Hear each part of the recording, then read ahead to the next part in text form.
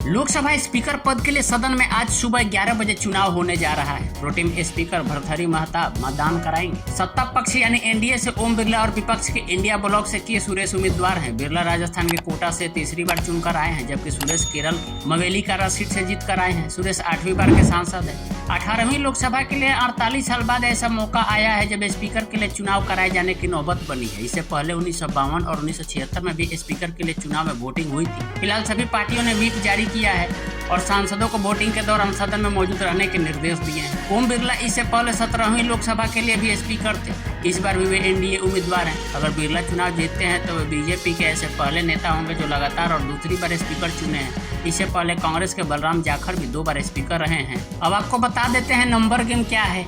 Lok Sabha speaker और deputy speaker के चुनाव में सदन में वोटिंग करने वाले सदस्यों के साधारण बहुमत से चुना जाता है। साधारण बहुमत यानी सदन में उस वक्त जितने सांसद मौजूद होंगे उनमें से 50% से ज्यादा वोट जिसे मिलेंगे वो स्पीकर चुन लिया जाता है। लोकसभा में बीजेपी के नेतृत्व वाले एनडीए के पास पूर्ण बहुमत है। लोकसभा की कुल 543 सीटें हैं। 92 सीट खाली है। 7 सांसद ऐसे हैं जिन्हें अभी लोकसभा में शपथ लेनी है, इसलिए ये सांसद वोटिंग प्रक्रिया का हिस्सा नहीं बन पाएंगे। ऐसे में सदन में कुल सांसदों की संख्या घटकर 535 हो जाएगी। बहुमत के लिए 268 सांसदों का समर्थन जरूरी है।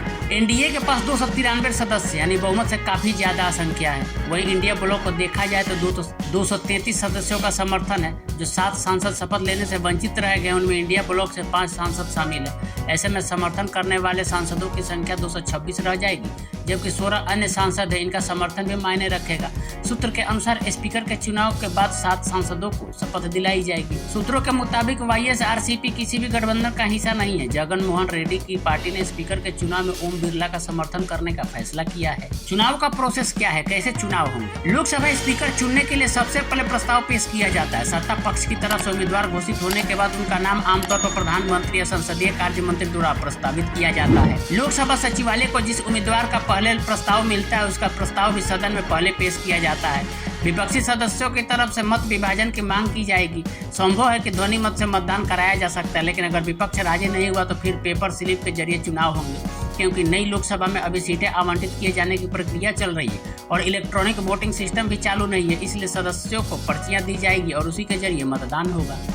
अगर पहला प्रस्ताव पारित हो जाता है यानी 50% से ज्यादा बहुमत मिल जाता है तो दूसरे प्रस्ताव को पेश करने की नौबत नहीं आएगी। यानी एनडीए समर्थित ओम बिरला का प्रस्ताव पास हो जाता है तो वे स्पीकर घोषित कर दिए जाएंगे और के सुरेश के प्रस्ताव को सदन के पटल पर पेश करने की जरूरत नहीं होगी। स्पीकर के रूप में चुनाव में खड़े होने के लिए किसी सदस्य के लिए कोई विशिष्ट योग्यता की जरूरत नहीं होती है, लेकिन इस भूमिका के लिए संविधान और देश के कानूनों की गहन समझ को अत्यधिक महत्व दिया जाता है।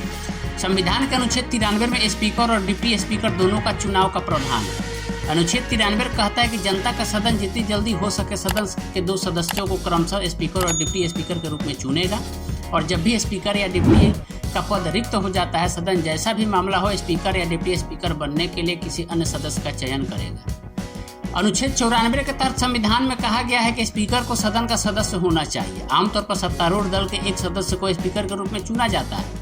समय के साथ एक प्रक्रिया विकसित हुई जिसमें सत्तारूढ़ दल सदन के अन्य दलों के नेताओं के साथ अनौपचारिक चर्चा के बाद एक उम्मीदवार को नॉमिनेट कर देता है। इस परंपरा के मायने हैं एक बार निर्वाचित होने के बाद स्पीकर सदन के सभी सदस्यों का सम्मान हासिल करता है।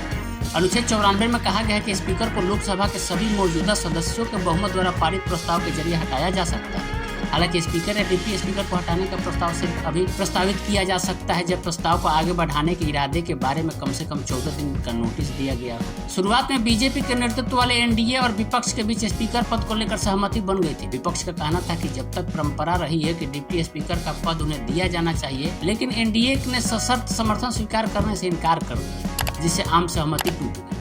इंडिया ब्लॉक के कांग्रेस नेता के सुरेश को स्पीकर के लिए उम्मीदवार बनाया है। इस पर टीएमसी ने आपत्ति जताई है और कहा कि बिना सलाह मशविरे के उम्मीदवार घोषित किया गया है। टीएमसी महासचिव अभिषेक बनर्जी ने कहा, इस बारे में हमारी पार्टी से कोई सलाह नहीं ली गई है, किसी ने हमसे संपर्क नहीं किया।